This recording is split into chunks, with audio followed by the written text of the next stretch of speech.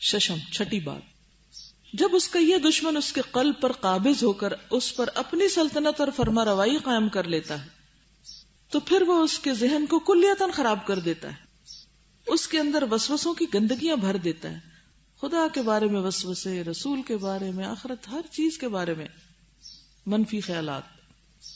یہ شیطان کے دل پہ قابض ہونے کی علامت ہوتی ہے، انسان کو کنفیوز کر دیتا ہے، کسی پر اعتماد ہی نہیں رہنے دیتا، نہ اللہ پہ، نہ رسول پہ، نہ کسی اور پہ۔ پھر ان کی باتیں کیا سمجھ میں آئیں گی، ان کو کیوں قبول کرے گا انسان؟ اور اگر اللہ رسول ہی کی بات نہیں ماننی تو باقی رہ کیا گیا پھر جو اسے کامیابی سے ہمکنار کرے گا؟ کس قدر بڑی آفت ہے۔ اس کے اندر وسوسوں کی گندگیاں بھر دیتا ہے، بسا اوقات اسے دیوانہ بنا کر رکھ دیتا ہے، مجنون، اور وہ اپنی عقل سے کسی قسم کا فائدہ بھی نہیں اٹھا سکتا۔ عشاق کی یہ حالت ہر جگہ ہوتی، بعض واقعات مشاہدے سے گزرے ہیں۔ یہ امر واضح ہے کہ انسان میں اہم ترین قوت عقل ہے، اور اسی عقل کی وجہ سے انسان باقی مخلوق سے افضل ہے۔ اسی عقل کی وجہ سے انسان دیگر حیوانات کے مقابلے میں ممتاز ہے۔ عقل ہی ماری جائے تو انسان ایک جانور سے زیادہ حیثیت نہیں رکھتا، عقل ہی ماری جائے تو انسان پھر کیا بن جاتا ہے؟ جانور، اینیمل، بلکہ جانور سے بھی بدتر ہو جاتا ہے۔ قرآن میں اللہ تعالیٰ یہ فرماتے ہیں نا، اولئک کالانعام بل ہم اضل، چوپایوں سے بھی بدترین حرکتیں وہ کرنے لگتا ہے۔ مجنون کی عقل لیلا نے اور اس طرح کے دوسرے لوگوں کی عقل ان کے معشوقوں نے عشق و محبت ہی کے ذریعے خراب کی، یا کسی اور چیز کے ذریعے۔ یعنی ان لوگوں کی عقل کو کس نے دیوانہ کیا تھا؟ عشق و عاشقی نے، کسی اور چیز نے نہیں۔ عشاق کا جنون تو عجیب و غریب ہوا کرتا ہے، ایک کا جنون دوسرے کے جنون کو مات کر دیتا ہے۔ کسی شاعر نے کہا ہے، قالوا جننت بمن تہوى فقلت لهم العشق اعظم مما بالمجانین۔ لوگوں نے کہا کہ تو اپنے محبوب کی محبت میں دیوانہ ہو گیا ہے، میں نے ان سے کہا عشق دیوانوں کے روگ سے بھی بڑا روگ ہے۔ یعنی دیوانے جو ہوتا ہے نا، پاگل، مجنون، میڈ، کریزی پیپل، ان سے بھی بڑا جنون لاحق ہوتا ہے ایسے لوگوں کو، وہ اس سے بھی زیادہ پاگل ہوتے ہیں جو کسی پاگل خانے میں رہ رہے ہوتے ہیں۔ عشق دیوانوں کے روگ سے بھی بڑا روگ ہے۔ العشق لا يستفيق الدهر صاحبه انما يسرع المجنون بالحين۔ عشق کو کبھی افاقہ نہیں ہوتا، اور دیوانوں پر تو کبھی کبھی ہی دورہ پڑا کرتا ہے۔ یعنی دیوانوں کو تو دورہ کبھی صبح، کبھی شام، کبھی 6 مہینے میں ایک دفعہ پڑتا ہے، لیکن ان کے دورے کو تو افاقہ ہی نہیں۔ ہفتم، 7ویں بات، عشق انسان کے حواس بگاڑ کر بالکل فاسد کر دیتا ہے۔ یہ فساد مانوی ہوتا ہے اور سوری بھی، سوری یعنی شکل نظر آتی ہے۔ فساد مانوی فساد قلب کے تابع۔ انسان کا قلب فاسد اور خراب ہو جائے تو اس کی آنکھیں، کان اور زبان، تمام چیزیں فاسد اور خراب ہو جاتی ہیں۔ وہ اپنے معشوق کی کبھی ترین چیز کو بھی اچھی سمجھنے لگتا ہے۔ یہ کس قدر خرابی، کہ خراب سے خراب، بدترین سے بدترین چیز بھی اس کو اچھی نظر آتی ہے، اتنا اس کے دل دماغ، آنکھوں پہ پردہ پڑ جاتا ہے۔ بعض اوقات آپ نے دیکھا ہوگا نا کہ اگر کسی لڑکے لڑکی میں ایسی کوئی کیفیت ہو جائے، ماں باپ سمجھا رہے ہیں، بہن بھائی سمجھا رہے ہیں کہ تمہاری شادی یہاں پر کامیاب ہو ہی نہیں سکتی، تمہیں سخت نقصان ہوگا، لیکن سمجھ ہی نہیں آتی سمجھنے والوں کو۔ وہ کہتے ہیں اس سے اچھی تو کوئی چیز ہی نہیں ہو سکتی، تو قبیح ترین چیز بھی ان کو حسین ترین نظر آتی، اور کسی عقلمند سے عقلمند کی بات بھی ان کے پلے نہیں پڑتی، اور جب تجربہ کر چکتے ہیں تو پھر اس کے بعد نصیحت کرنے والوں کو سچا بتاتے ہیں۔ لیکن اب تو وقت گزر چکا۔ جیسا کہ ایک مرفوع حدیث سے معلوم ہوتا ہے کہ حضرت صلی اللہ علیہ وسلم نے ارشاد فرمایا، حبک الشیء یعمی ویصم، ایک شے کی محبت تمہیں اندھا اور بہرا بنا دیتی ہے، یعنی تمہاری آنکھوں کو صحیح بات پھر نظر ہی نہیں آتی، اس چیز کا کوئی عیب، کوئی غلطی، کوئی خرابی تمہیں دکھتی ہی نہیں، اور تم اس کے خلاف کوئی بات سن ہی نہیں سکتے، خواہ وہ کسی کی کتنی ہی درست بات کیوں نہ ہو۔ محبت قلب کو اندھا کر دیتی ہے، جس کی وجہ سے عاشق کو محبوب کی برائیاں دکھائی نہیں دیتی، کانوں کو بہرا کر دیتی ہے کہ اس کے کان دنیا کی ملامت نہیں سنتے، پھر معشوق کی طرف اس کی رغبت معشوق کے عیوب کی پردہ پوشی کرتی رہتی ہے۔ انسان جس سے محبت کرتا ہے اس کے عیوب نہیں دیکھا کرتا، اس کے آپ نظر ہی نہیں آتے. عیوب اس وقت نظر آتے ہیں جب اس کی محبت کم ہو جاتی، پھر اس کو خرابیاں دکھنے لگتی. شدید ترین رغبت اور شوق اور افراط محبت اس کی آنکھوں پر ایک زبردست پردہ بن کر چھا جاتی اور چیز کو اس کی اصل حالت میں دیکھنے سے قاصر کر دیتی. بقول شاعر، ہویتکی اذ عینی علیہا غشاوۃ فلما انجلت قطعت نفسی علومہا. میں نے تجھ سے محبت اس وقت بھی کی جب میری آنکھوں پر پردہ پڑا ہوا تھا، جب یہ پردہ ہٹ گیا تو میرے نفس نے اس کی محبت کے رشتے توڑ دیے. جب وہ پردہ ہٹا اور حقیقت نظر آنے لگی تو اس چیز کے اندر کوئی اٹریکشن ہی نہ رہی. انسان جس چیز میں داخل ہو جائے اسے اس چیز کے عیوب نظر نہیں آتے، جو اس سے باہر ہو اسے بھی اس کے عیوب دکھائی نہیں دیتے. عیوب تو اس وقت معلوم ہوتے ہیں جب کوئی داخل ہو کر باہر آ جائے. یہی وجہ ہے کہ جو صحابہ کفر اور جاہلیت میں رہ کر اسلام لائے ان کا درجہ ان مسلمانوں سے بڑھا ہوا ہے جو اسلام میں پیدا ہوئے. حضرت عمر بن خطاب فرماتے ہیں، انما ينتقد عرى الاسلام عروة عروة اذا ولد في الاسلام من لا يعرف الجاہلیہ.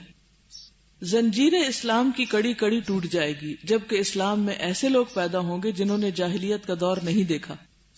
جو جاہلیت دیکھ کر اسلام لاتا ہے اس کا ایمان کہیں زیادہ قوی اور مضبوط ہوتا ہے، اور جو چیز مفت میں مل جاتی ہے انسان اس کی قدر نہیں کرتا. حواس ظاہری کے فاسد و خراب ہونے کی صورت یہ ہے کہ عشق جسم کو بیمار اور لاغر کر دیتا ہے. بسا اوقات عاشق کو گور یعنی قبر میں پہنچا دیتا ہے، جیسا کہ بہت سے عشق کے ماروں کے قصے سنے جاتے ہیں. ایک مرتبہ عرفات کے میدان میں ایک نوجوان کو حضرت ابن عباس کے سامنے پیش کیا گیا. یہ نوجوان بالکل لاغر ہو چکا تھا، کمزور، ہڈیوں پر چمڑے کے سوا کچھ نہ تھا. ابن عباس نے اسے دیکھ کر فرمایا کہ ایسا کیوں ہوا تمہارا یہ حال؟ لوگوں نے بتایا کہ عشق و محبت نے اسے ایسا کر دیا ہے. اس دن سے حضرت ابن عباس روزانہ عشق سے پناہ مانگا کرتے تھے کہ یہ ایسی بری بلا ہے کہ انسان کو اس نتیجے تک پہنچا دیتی. ہشتم، 8ویں بات، عشق افراط محبت کا نام ہے. یعنی محبت تو ایک دائرے میں ہوتی ہے، اس کے مثبت پہلو بھی، لیکن عشق تو سراسر خرابی ہی خرابی. اسی لیے اسلام میں عشق کی ٹرم یوز نہیں ہوتی، نہ اللہ کے لیے نہ رسول کے لیے، کیونکہ عشق ایک منفی چیز ہے جو انسان کو دیوانہ کر دیتی. محبت جو ہے وہ ایک مثبت چیز ہے جس میں ایک اعتدال ہوتا ہے، اور پھر اس میں وہ اعتدال جو انسان کو، یعنی اگر کسی بچوں کی یا شوہر یا دوست یا کسی کی محبت ہے تو اس کو اس کے مقام پر رکھتی ہے، اور ان سب چیزوں سے بڑھ کر پھر اللہ کی محبت ہوتی. یعنی یہ نہیں کہا کہ انسان اپنے دل سے ہر طرح کی محبت کو بالکل ختم کر دے، کنڈیم کر دے، لیکن جب محبت اپنے لیول سے بڑھتی ہے، وہ اپنے اعتدال سے اوپر آتی ہے تو تباہیاں مچاتی ہے، جس کا نام عشق ہے. عشق افراط محبت کا نام ہے. محبت اس قدر غلبہ پا جائے کہ انسان کے قلب اور دل پر معشوق کی حکومت قائم ہو جائے اور اس کے خیالات، تصورات، ذکر اور فکر پر پورا پورا قابو پا لے. اب یہ ہر انسان خود دیکھ سکتا ہے کہ کون سی چیز اس کے دماغ پر ہر وقت چھائی ہوئی ہے، جو اس کو نماز میں بھی چین نہیں لینے دیتی، اور کسی وقت بھی اس کا دل و دماغ معشوق کے تصور سے خالی نہ ہو. ہر وقت اس کا دماغ ایک ہی بات سوچے چلے جائے. یہ خطرناک علامت ہے.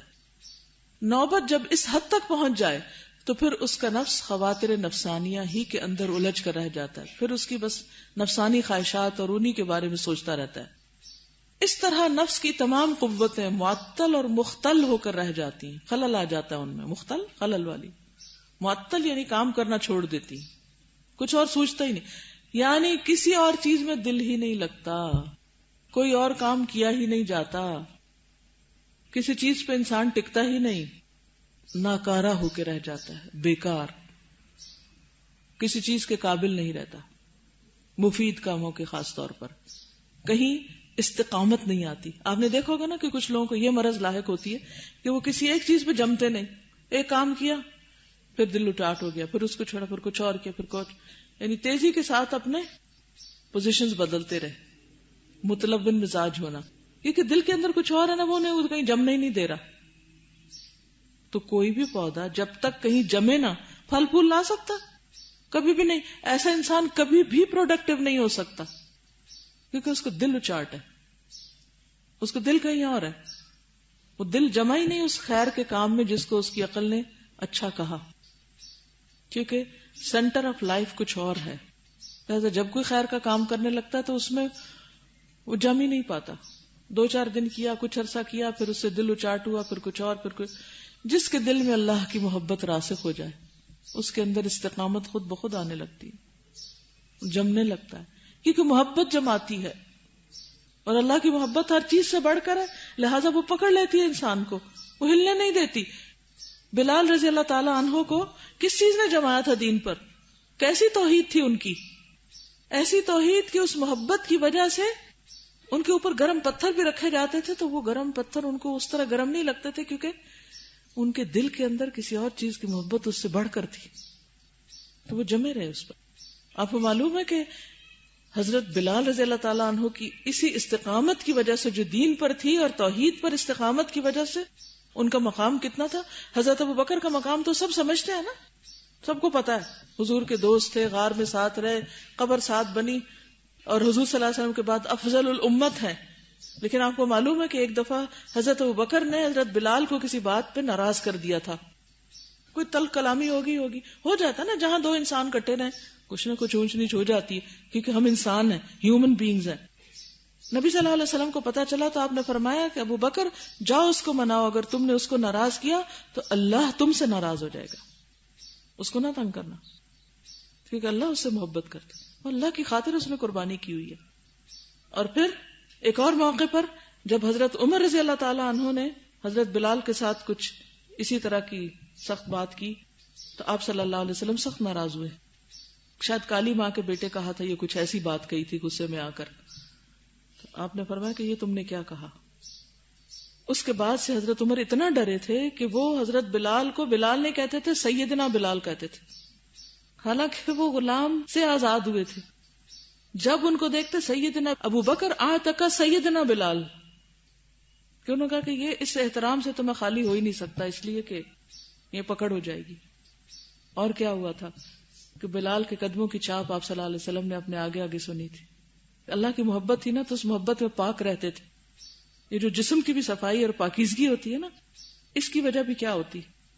آپ نے دیکھا ہوگا کہ جن لوگوں کے اوپر شیطانی اثرات ہوتے ہیں کسی بھی وجہ سے، ان سے آپ کو خاص قسم کی اسمیل آئے گی، ان کے کپڑے بھی گندے ہوں گے، ان کو اپنے بدن کی بھی ہوش نہیں ہوگی، طہارت و نظافت سے دور ہوں گے وہ لوگ، کیونکہ جنات اور شیاطین گندگی پسند کرتے ہیں، اور ایسے لوگ پھر گندگی اور ان چیزوں میں رہنا پسند کرتے ہیں. ان کو اپنے بدن کا بھی ہوش نہیں ہوتا، نہانے دھونے سے ان کو کوئی واسطہ نہیں ہوتا. تو بات یہ ہے کہ حضرت بلال جب بھی ان کا وضو جاتا تو وہ وضو کر لیتے، مستقل وضو میں ہوتے، اور جب وضو کرتے 2 رکعت نماز پڑھ لیتے. تو ان اللہ یحب التوابین ویحب المتطہرین. ٹھیک ہے، انسان کو کوئی بیماری ہو سکتی ہے، کوئی ایسی تکلیف ہو سکتی ہے کہ مستقل اس کا وضو نہ رہے، وہ ایک ایکسیپشنل کیس ہے، لیکن عام حالات میں انسان اگر اعتدال کی زندگی گزارتا ہے تو باوضو رہ سکتا ہے. اور پھر اللہ کی محبت کب حاصل ہوتی؟ جب انسان نوافل کا اہتمام کرتا ہے، نوافل سے محبت ہوتی. پھر اللہ تعالیٰ کا وعدہ کیا ہے کہ فرائض کے بعد جب کوئی نوافل کی طرف آتا ہے، میں اس بندے کا ہاتھ بن جاتا ہوں، میں اس کا پاؤں بن جاتا ہوں، میں اس کی آنکھیں بن جاتا ہوں.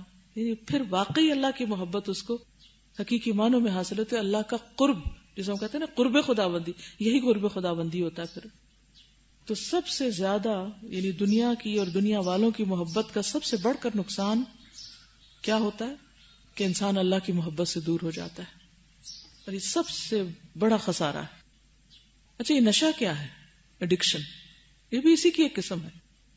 سگریٹ کی محبت، نشے کی محبت اس قدر زیادہ کہ اس سے انسان جان ہی نہ چھڑا سکے. تو یہ بھی شریک کر لیا نا خدا کے ایک اور چیز کو. اس تعطل اور اختلال کی وجہ سے جسم اور روح پر وہ آفتیں ٹوٹ پڑتی ہیں کہ انسان کا جینا دشوار اور اس کا علاج ناممکن ہو جاتا ہے. پھر اس کے تمام افعال و کردار، مقاصد، مطالب اور اوصاف اور اطوار متغیر اور مختل ہو کر رہ جاتے ہیں. انسان بیکار ہو جاتا ہے، کتنا بھی ٹیلنٹڈ ہو، کیا کچھ اللہ نے اس کو نہ دے رکھا ہو، اس کی کسی صلاحیت سے کوئی فائدہ نہ اس کو خود ہوتا ہے نہ انسانوں کو ہوتا ہے. اور انسان اپنی اصلاح اور بہبود سے قطعاً قاصر ہو جاتا ہے، اتنا کمزور پڑ جاتا ہے کہ اپنی اصلاح بھی نہیں کر پاتا. پھر کسی شاعر کا قول ہے، الحب اول ما یکون لجاجتا یأتی بها وتسوقه الاقدار. محبت آغاز میں محض ایک لہر ہوتی ہے، ایک وسوسہ ہوتا ہے، ایک لہر ہوتی ہے، ایک موج ہوتی ہے، اور پھر تقدیر اسے آگے بڑھاتی رہتی. یعنی انسان اگر اس کو وہاں سٹاپ نہ لگائے تو، اور اس کو اپنے آپ کو اس کے بس پہ چھوڑ دے تو پھر اس میں انسان دھستا چلا جاتا ہے. کبھی سمندر جانے کا اتفاق ہو بیچ پہ، کبھی آپ لہروں کے بیچ میں گئے، جب آپ ذرا سا آگے کھڑے ہوتے ہیں اور ایک موج آتی ہے تو سمجھے کہ محبت کی بھی ایسے ہی موج آتی ہے. جب لہر آتی ہے تو آپ نے دیکھا کہ پاؤں کے نیچے سے ریت سرکنے لگتے اور انسان کا چکر سے آتا، سمجھ نہیں آتی کہ وہ کدھر جا رہا ہے. اور بہت سے لوگ جب اس کا شکار ہوتے ہیں نا ان موجوں کا، تو اسی وجہ سے ہوتے ہیں کہ وہ اپنے ہوش و حواس کھو بیٹھتے ہیں اس موقع پر. تو جب انسان کے اوپر ایسی ہی کوئی لہر آئے اور اس کے دماغ میں خلل آنے لگے، اس وقت اگر وہ ہوش میں آ جائے تو جس طرح اپنی جان پیاری ہوتی ہے نا، ایسے ہی اگر انسان پھر اسٹرگل کرے اور اس سے باہر نکل آئے تو ٹھیک ہے، اور اگر انسان وہاں ڈھیلا پڑ جائے، ٹھیک ہے، جو موج آئی ہے وہ بہا کے لے جائے، تو پھر تو ہلاکت کے سوا کچھ بھی نہیں. تو اس لیے موج سے سمجھے اس بات کو. حتی اذا خاض الفتى لجج الهوى جاءت امور لا تطاق کبار. یہاں تک کہ جب کوئی جوان محبت کی لہروں میں گھس پڑتا ہے تو پھر وہ حالات پیش آتے ہیں جو بڑے بڑوں کی طاقت سے باہر ہوتے ہیں. پھر ان لہروں سے اس ڈوبتے بندے کو چھڑانا اچھے اچھے ڈائیورز کے بھی بس میں نہیں ہوتا، اور جو چھڑاتا ہے وہ بھی ساتھ ہی چلا جاتا ہے. واقعہ یہ ہے کہ عشق کی ابتدا سہل اور آسان ہے، غیر محسوس طریقے سے انسان کے اندر سرایت کر جاتا ہے. عشق کا وسط اور درمیانی حصہ ہم و غم، حزن و ملال اور قلب کی بیماری ہے، اور عشق کا انجام اگر پروردگار عالم کی مہربانی نہ ہو، وہ عنایت اور دستگیری نہ فرمائے، ہمارا ہاتھ نہ پکڑے، اس دلدل سے نہ نکالے، تو پریشانی، تباہی، ہلاکت اور موت ہے. اب انسان خود سوچ سکتا ہے کہ وہ کس سٹیج پر ہے. کسی شاعر نے کہا ہے، وَعِشْ خَالِيًا فَالْحُبُّ أَوَّلُهُ غِنًا وَأَوْسَطُهُ سَقْمٌ وَآخِرُهُ قَتْلُ. خالی و ذہن زندگی گزارو، ایسے کسی چکر میں نہ پڑو، کیونکہ محبت کی ابتدا پریشانی ہے، وسط بیماری ہے، اور انجام موت ہے. کسی اور شاعر کے بقول، تولع بالعشق حتى عاشق فلما استقل به لم يطق. عشق کے خارے زار میں اس نے گھسنے کی کوشش کی تاکہ عاشق ہو گیا، یعنی اس رستے پہ چلا، اس کو بھی بیماری لگ گئی. جب عشق نے اس کے اندر مستقل جگہ بنا لی تو اس میں برداشت کی طاقت نہ رہی، پھر اب نکل ہی نہیں پاتا، سٹیمنا ہی کم ہو گیا کہ وہ اس سے باہر آئے. رأى لجة ظنها موجة فلما تمكن منها غرق. اس نے ایک لہر دیکھی، گمان کیا کہ ایک موج ہی تو ہے، لیکن جب اس نے قابو پا لیا تو غرق ہو کر رہ گیا، کیونکہ موج کے اوپر موج آتی ہے. انسان اوپر کی موج سے، یہ چھوٹی سی چیز، اگر آپ کنارے رہ کے موجوں کو دیکھیں نا، تو جب وہ ساحل پہ آ کے وہ ریت کے اندر چلی جاتی ہے تو لگتا ہے کہ کچھ بھی نہیں، ان کی کیا طاقت، ان کی کیا جان ہے. اسی سے تو دھوکا کھا کے انسان اس کے اندر جاتا ہے اور اس کو پتہ نہیں چلتا کہ ایک موج کے اوپر ایک اور موج انسان کو ہلاکت کی گہرائیوں میں لے جاتی. اور واقعہ یہ ہے کہ یہ خود اسی کا جرم ہے اور اسی کا گناہ ہے. اس نے خود اپنی جان پر ظلم کیا ہے. اس پر عربی کی یہ مثل من عن صادق آتی ہے، پوری پوری، یعنی یدا کا اوکتا وفو کا نفخ، تیرے ہاتھوں نے مشکیزے کا منہ باندھا اور تیرے ہی منہ نے پھونک ماری. یہ ایک ضرب المثل ہے. کسی جزیرے میں ایک آدمی رہتا تھا، آئی لینڈ میں. اس نے ارادہ کیا کہ اپنی مشق کے ذریعے دریا عبور کر کے کنارے پہ جائے. مشق کا تو پتہ نا سب کو؟ نہیں پتا کیا ہوتی ہے مشق؟ لیدر بیگ نہیں ہوتا جس سے پانی بھر کے، تو وہ پرانے زمانے میں تو ٹینکیاں نہیں تھی، اس طرح کی پلاسٹک بوٹلز نہیں تھی، اب ان کی جگہ نیسلے کے پانی کی بوتلوں نے لے لی ہے. یہ مشقیں بن گئی ہیں.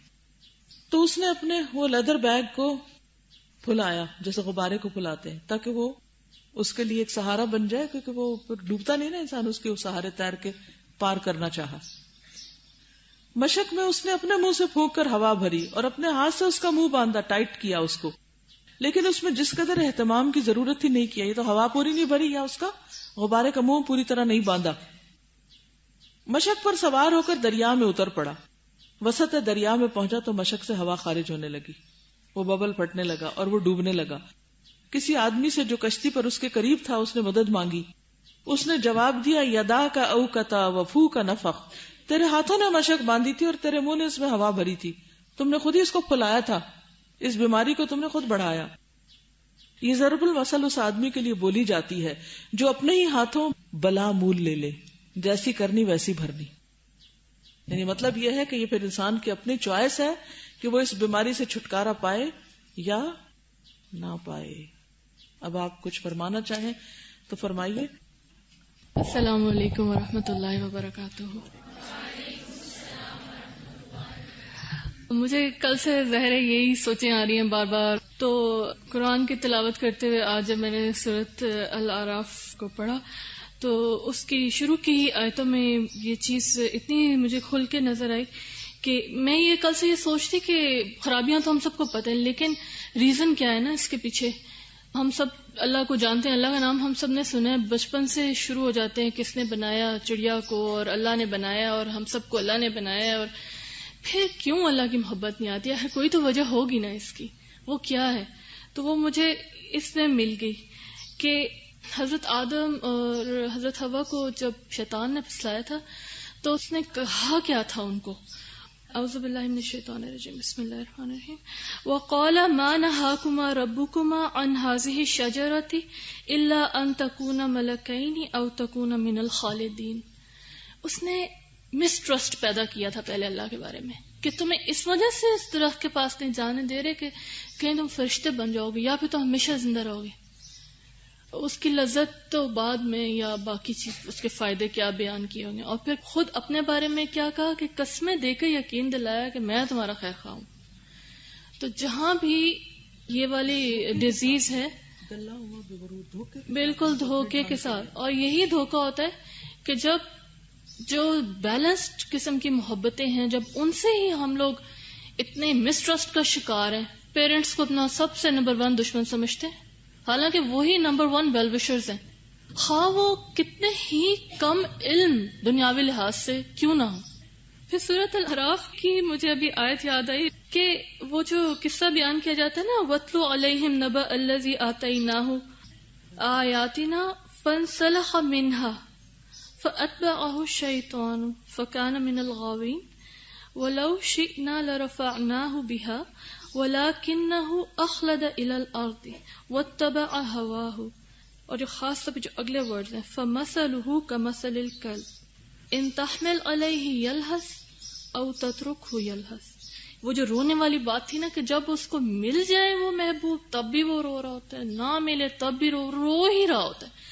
ایگزیکٹلی یہی ورڈز ہیں. اور میں سوچتی اگر ہم اس اینگل سے قرآن کو پڑھنا شروع کریں تو ایون اس کا پہلے جو ورڈز ہیں, الحمدللہ رب العالمین, all of our praise and gratitude is for اللہ, کا کیا مطلب ہے کہ ہمارے ساری کی ساری محبت پوری کی پوری جو فیلنگز ہیں وہ اللہ کے لیے ہونی چاہیے, اگر نہیں ہے تو ہونی چاہیے. السلام علیکم ورحمۃ اللہ وبرکاتہ. مجھے 3-4 پوائنٹس اس سے کنکلوڈ کیے تھے میں نے. ایک کہ یہ کہ ہر انسان کا ایک سینٹر آف لائف ہوتا ہے, اور اگر نہیں ہے تو چیک کریں, اس کو بنائیں, کیونکہ سینٹر آف لائف کے گرد ہی آپ گھوم رہے ہوتے ہو, پتہ نہیں چلتا کہ کیا ہے, لیکن جہاں پہ موسٹلی آپ کا ذہن دھیان یا عادتیں جاتی ہیں اس کو چیک کرنا چاہیے. جیسے زمین ہے وہ اپنے گرد بھی گھومتی ہے اور سورج کے گرد بھی گھومتی ہے. تو یہ مثال اس لیے مزے کی لگی کہ ہم اپنی ذات کے گرد بھی گھوم رہے ہوتے ہیں, اور جس سے عشق کرتے ہیں, جس چیز سے, جس شخصیت سے, اس کے گرد بھی گھوم رہے ہوتے ہیں. اور اگر بیلنس نہ ہونا تو دوسروں کو ٹکرے مارنے لگ جاتے ہیں. تو بیلنس ان چیزوں میں بہت ضروری ہے کہ اپنے گرد بھی گھومنا چاہیے. اگر اپنے گرد گھومنا بند کر دیں گے تو اس کے گرد بھی نہیں گھوم سکیں گے جس کے گرد ہم نے گھومنا, سینٹر آف لائف. اور اس کے بعد مزے کا جو پوائنٹ تھا کہ اللہ اور انسان کی محبت جو ہے نا, کسی بھی شخصیت پرستی کی ہم بات کرتے ہیں, وہ ایک دل میں اکٹھی نہیں رہ سکتی ہے. تو ایک اساتذہ کے لیکچر میں بڑے مزے کی بات تھی کہ دنیا کے بارے میں کہا تھا کہ اے دنیا تیرا تھوڑا تو تھوڑا ہے, تیرا زیادہ بھی تھوڑا ہے. تو یہ بات اگر سمجھ آ جائے تو پھر کیا پتہ ہم اس شخصیت کے حصار سے نکلنے کی کوشش کر لیں. اور اسٹرائکنگ بات یہ تھی کہ انسان ثابت قدم نہیں رہتا. انکنسسٹنسی چونکہ میرے اندر خود ہی بڑی خامی ہے تو مجھے بڑی اسٹرائک کری کہ ثابت قدمی اور صلاحیتوں کے ہونے کے باوجود بیکار بیٹھے رہنا. تو ایسے لوگوں کو ایک تو خود بھی انالائز کرنا چاہیے کہ وہ اپنی صلاحیتوں کو صحیح استعمال نہیں کرے. دوسرا جو پہلو کے ساتھی ہیں نا ان پہ بھی فرض بنتا ہے کہ وہ اس طرح کے لوگوں کو ہائی لائٹ کریں اور ان کو ہیلپ آؤٹ کریں, کیونکہ خود تو اس میں سے نکلنا بہت مشکل ہو جاتا ہے.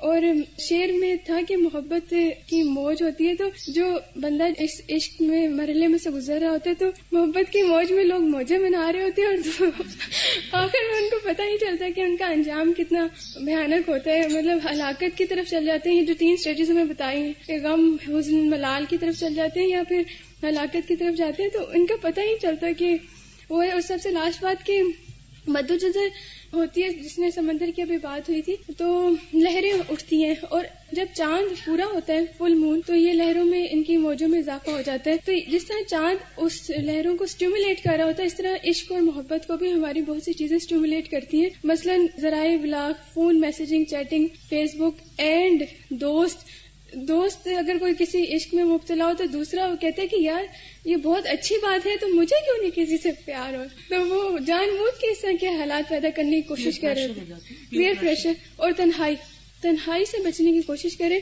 کیونکہ بندہ سوچ کے پریشان ہوتا ہے کہ میں اب کیا کروں, اور اس سوچ میں ہی وہ پھر غلط کام کرنے کی کوشش کر رہا ہوتا ہے.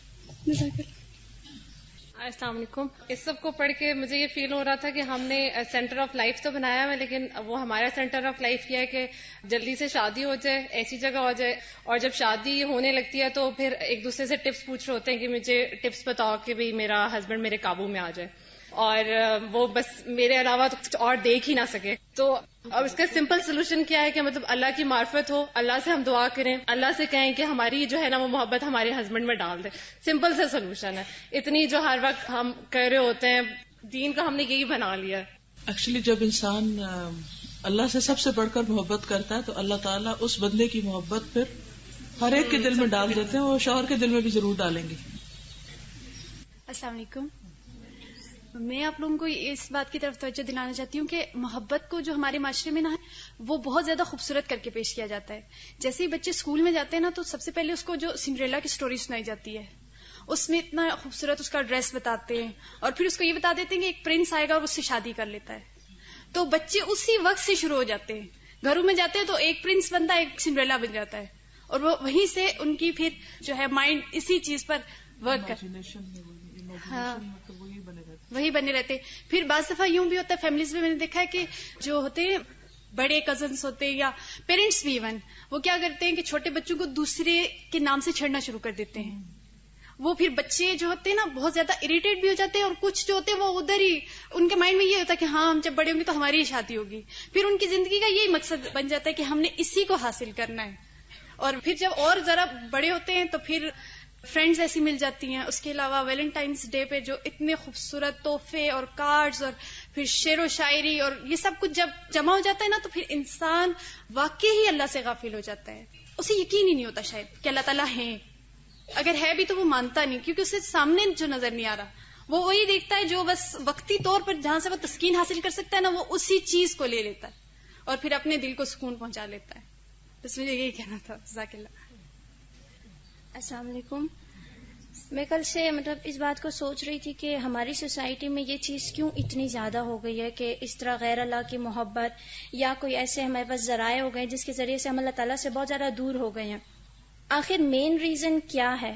تو مجھے اس کی یہ بات سمجھ آئی کہ ذکر, کسی بھی چیز کا ذکر جو ہوتا ہے, جب ہمارے بیچ سوسائٹی میں انٹرنیٹ کا بہت زیادہ ذکر ہونا شروع ہوا تو اسکولز میں چھوٹے چھوٹے بچے ایک دوسرے کو بتا رہے, کالجز میں تو دوسری جو اسٹوڈنٹس ہیں ان کو بھی چھوڑا ہوا, انہوں نے گھر آ کے کہا کمپیوٹرز آ گئے, آہستہ آہستہ کمپیوٹر کا پورے معاشرے میں آ گیا. لیکن جو اس کی وجہ تھی پیچھے اس کا ذکر تھا. پھر اس کے بعد جو یہ بوائے فرینڈس کا کانسیپٹ ہو گیا, یہ پسند ناپسند سارا ادھر ادھر کا جو ہے, تو اس کے بھی ذکر کی وجہ سے وہ ہمارے معاشرے میں زیادہ پھیل گئے. اب جو یہ ہم سیکھ رہے کہ اللہ تعالیٰ کی محبت ہمارے اندر ہونی چاہیے, سب سے پہلے اس کو ہم اپنے اندر کریں گے. پھر اس کا یہ ہے کہ ہم اس کو ایک دم سے معاشرے پہ اپلائی نہیں کر سکتے, تو ہمیں بھی اس طرح کرنا چاہیے کہ اس چیز کو پوری طرح سمجھ کے اپنے ذہن میں اس کو ایک آرگنائز کرنا چاہیے. اور اس کا ذکر آہستہ آہستہ کرنا چاہیے. ہم جتنا زیادہ اس میں ذکر کریں گے وہی لوگ ہمارے قریب آئیں گے جو ہماری طرح کی اس قسم کی مطلب بات یا جو بھی اس طرح کا اس کو علم ہو وہ آئیں گے. پھر جب ہمارا سرکل اس سے بڑا ہوگا تو اس میں جب ہم ذکر کریں گے وہ سرکل مزید بڑا ہوگا مزید بڑا, اور سرکل ٹو سرکل ہمارے معاشرے میں پریویل کر جائے گا. آہستہ آہستہ ہوگا. لیکن میں یہ کہنا چاہوں گی کہ اصل بات یہ ہے کہ قرآن شفا ہے, عشق مرض ہے اور قرآن شفا ہے. تو صرف باتیں کرنے سے یہ بیماری نہیں دور ہوگی کہ سرکل بڑا کریں یا زیادہ ذکر کریں کہ یہ اچھا ہے یہ برا ہے. ڈائریکٹ آپ مرض پہ جائیں گے تو کوئی خاص فائدہ نہیں ہوگا. اگر ہم سارا دن بھی, بہت سے مبلغ کیا کرتے ہیں, سارا دن کچھ چیزوں کو آئیکن سے پکڑ لیتے ہیں, ان کو کریٹیسائز کرتے رہتے ہیں, یہ غلط ہے وہ غلط ہے وہ غلط ہے. لوگ حیران پریشان, اچھا جی غلط ہے, ٹی وی غلط ہے, ڈرامہ غلط ہے, فلاں غلط ہے, دن رات تقریریں کریں گے یہ حرام ہے یہ فحش ہے یہ فلانا فلانا. چل گیا پتا, سو واٹ, اب کیا کریں, وہاں ویکیوم ہے, کوئی چیز ان کے پاس نہیں. اصل چیز ہے قرآن. جب تک آپ بیماری کے لیے کوئی دوا نہیں لاتے بیماری نہیں دور ہو سکتی. اس کے لیے ایک ہی نسخہ ہے, اپنی زندگیوں کے اندر چاہے آپ کچھ بھی کریں لیکن قرآن کو اپنے لیے بھی اور دوسروں کے لیے بھی پھیلانے کے لیے کوئی نہ کوئی ایسی اسٹریٹجی رکھیں, طریقہ رکھیں کہ اس سے آپ دور نہ ہوں. ورنہ جتنی چاہے اللہ کی محبت ہو, دشمن ہر وقت تاک میں لگا ہوا شیطان, وہ کسی وقت بھی انٹر ہو جائے گا. تو اس کے لیے قرآن ہی کو مضبوط تھامنا حل, ٹھیک ہے نا. اور یہ بات انہوں نے درست کی کہ جا کے لوگوں کے اوپر ایک دم فتوے نہ لگائیں, لیکن اس چیز کو, اس برائی کو برا کہنا بھی ضروری ہے. کیونکہ برائی کو اگر برا کہیں نہیں, کیونکہ ایک وقت تھا, مجھے یاد ہے جب ہم بچپن میں تھے, چھوٹے تھے, تو ہمارے گھر میں یا ہمارے خاندان میں لڑکیوں کو شعر شاعری پڑھنے, گانا گانے یا سننے یا ایسی کسی لڑکے کا ذکر کرنے یا ان سب چیزوں کو اتنا برا سمجھا جاتا تھا کہ کوئی نام لیتے ڈرتا تھا. مجھے اچھی طرح یاد ہے کہ میری بہن نے کوئی اسکول میں کہیں وہ سنی, قوالی تھی کوئی, تو اس کو تو میننگ بھی نہیں اس کا آتا تھا. تو ہم رات کو ایسے ہی بیٹھے ہوئے تھے تو اس نے پڑھنا شروع کیا, نہ تم آئے نہ نیند آئی, پتہ نہیں اس کو کیا کہہ رہی ہے. میری امی بستر سے اٹھی اور اٹھ کے انہوں نے وہ لگائی کہ کیا کہا جا رہا ہے, یہ کہا کیا جا رہا ہے. اور اس غریب کو نہیں پتا کہ وہ کیا کہہ رہی, کیونکہ یہ اتنے جس گلی محلے سے گزرو میوزک کی آوازیں, گانوں کی آوازیں آ رہی ہیں, بچہ بچہ بول رہا ہے, چھوٹے چھوٹے بچے ناچ رہے ہیں, چھوٹے چھوٹے بچوں کے منہ پہ گانے ہیں. ان غریبوں کو پتہ ہی نہیں, مسکینوں کو, کہ کیا بول رہے ہیں, کیا کہہ رہے ہیں. تو وہ جو ایک سوسائٹی کے اندر, یہ گھرانے کے اندر, یہ خاندان کے اندر, اور بحیثیت ماں کے آپ کا جو ایک رول ہے نا, کہ جہاں ایسی برائی قباحت دیکھیں اس کو برا کہیں تاکہ لوگوں کے اندر اس کی قباحت پیدا ہو. اب تو ویلنٹائن ڈے کی وجہ سے یہ چیز اتنی اس کو حلال کر لیا گیا ہے, اتنا جائز کر لیا گیا ہے کہ لوگوں کے اندر اس برائی کی شدت ہی ختم ہو کے رہ گئی کہ یہ بھی کوئی بری چیز ہے. آج کے لیے اتنا ہی کافی ہے.